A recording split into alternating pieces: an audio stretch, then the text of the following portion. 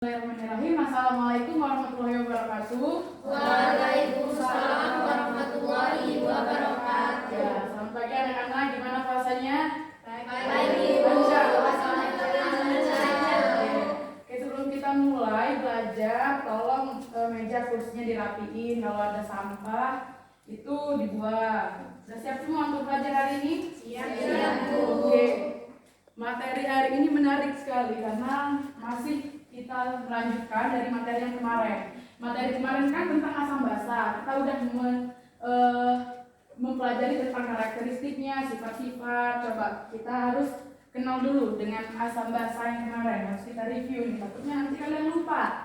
Lupa nggak dengan materi yang kemarin?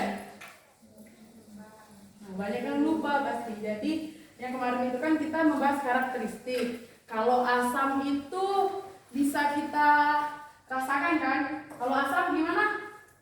Asam kan? Wajahnya gimana? Ya itu kan, kalau asam kan gitu kan. Nah, kalau misalnya basah cenderung lebih ke apa? Rasanya? Pahit. Oke. Itu asam dan basah. Itu yang bisa kita rasakan. Kalau misalkan kita melihat kalau basah ini cenderung warnanya gelap pekat, betul nggak? Betul. Nah, kalau yang asam dia itu cenderung terang dan samar-samar. Udah, itu karakteristiknya yang kemarin ya yang sudah kita pelajari. Selanjutnya untuk hari ini kita materinya tentang indikator asam basa. Materi ini nanti akan kita bawa ke pertemuan berikutnya untuk praktikum. Nah, jadi kenapa Ibu menjelaskan indikatornya dulu supaya untuk praktikum minggu depan kalian tuh nggak bingung lagi mana Bu indikator ini karena ada banyak dan beragam sekali indikator itu anak-anak. Oke, jadi indikator asam dan basa. Langsung saja. Pada video kali ini merupakan luas Ini yang asam tadi sitrat yang terkandung dalam contohnya ya, kalau asam itu ada cuka, senyawa basa. jeruk, Apabila kalau dirasakan basa itu ada sabun yang kemarin sudah kita untuk pelajari. mengenali suatu parameter, kita Nah, bahas indikator asam basa. terlebih dahulu. Asam dan basa. Oke, Asam dan nah basa. Yaitu indikator asam basa ini ada 4. Bisa dilihat kan, kertas lakmus, indikator universal, alami dan larutan. Keempat ini ada perbedaannya. Kalau yang satu ini untuk kertas lakmus, yang kedua itu universal, 3 alami, 4 larutan ya. Langsung kita buat seperti ini aja. Oke. Kalau untuk kertas lakmus, ada yang pernah lihat nggak kertas lakmus?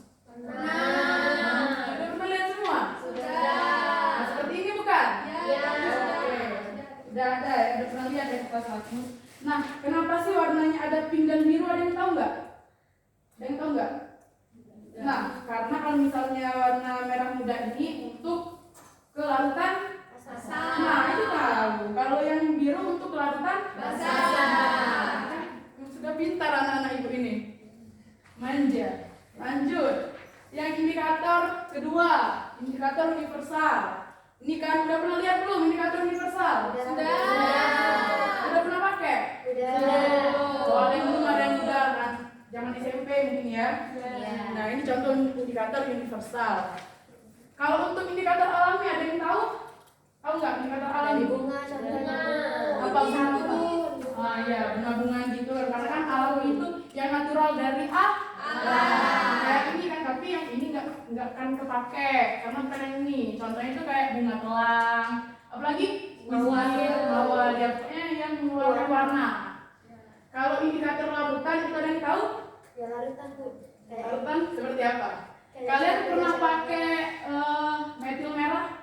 Kan metalein pada saat SMP. Nah, nanti pas kita praktikum bakal Ibu kenalkan. Biasanya kalau misalnya indikator ppmm itu kita gunakan pada saat titrasi. Nah, itu bisa keluar warnanya nanti. Titrasi itu nanti ada larutan asam dan basa. Indikator ini sebagai pemicunya untuk mengeluarkan warna. kertas lakmus, indikator universal, indikator akmi maupun Kita jelas indikator satu persatu larutan. ya. Kayak kertas lakmus. Nah, untuk pengertiannya sendiri, indikator kertas lakmus itu berupa kertas yang di dalamnya terkandung senyawa organik yang dapat berubah warna pada kondisi asam dan basa. Jadi di dalam di dalam kertas lakmus ini ada senyawa organiknya, makanya dia bisa berubah warna, ya kan? Oke, lanjut. Mus adalah indikator berupa kertas dapat berubah warna kertas. Nah, ini contohnya. Terus kalian nanti yang terbaik deh. Sebentar ya. Kita bicara. Kita lanjutkan ke indikator pH. Buktikan juga. Indikator pH universal itu kalian bisa melihat pH-nya nanti di indikator ini, pH universal.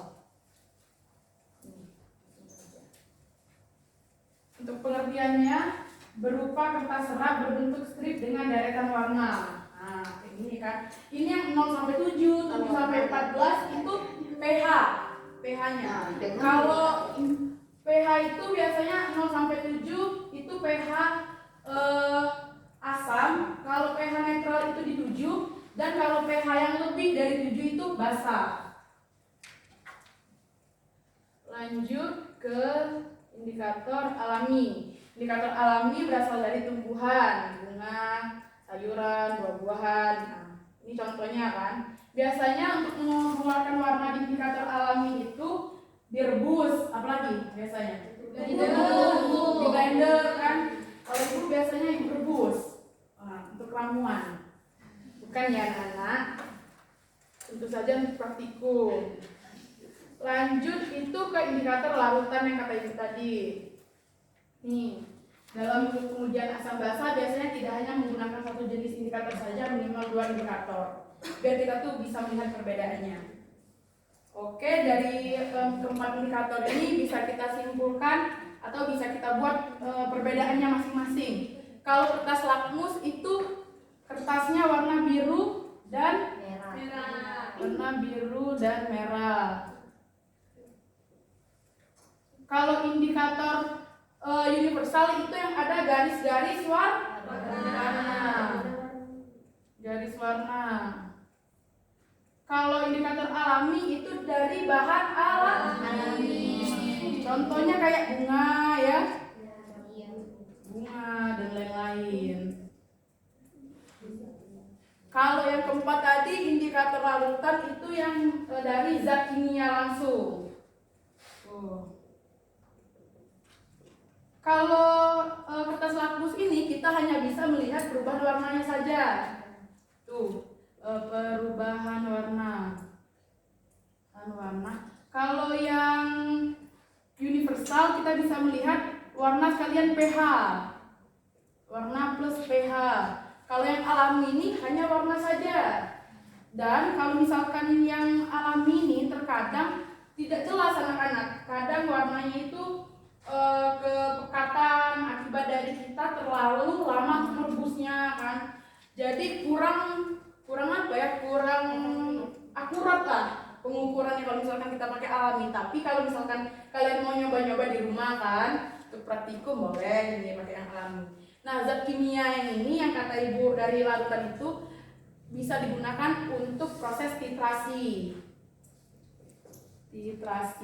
Kalau yang ini kita bisa dapat perubahan warna, banyak yang kita dapetin kalau misalnya pakai yang larutan. Titrasi, pada saat proses titrasi ini kita juga mendapatkan volume pH-nya, pH, warna. Dan kalau misalkan kalian mau mencari yang lain itu dari perubahan bagaimana larutan ini, indikator ini bisa kita campurkan dengan berlebih pada saat titrasi. Apakah dia mencapai titik ekivalen atau titik akhir titrasi yang pas gitu.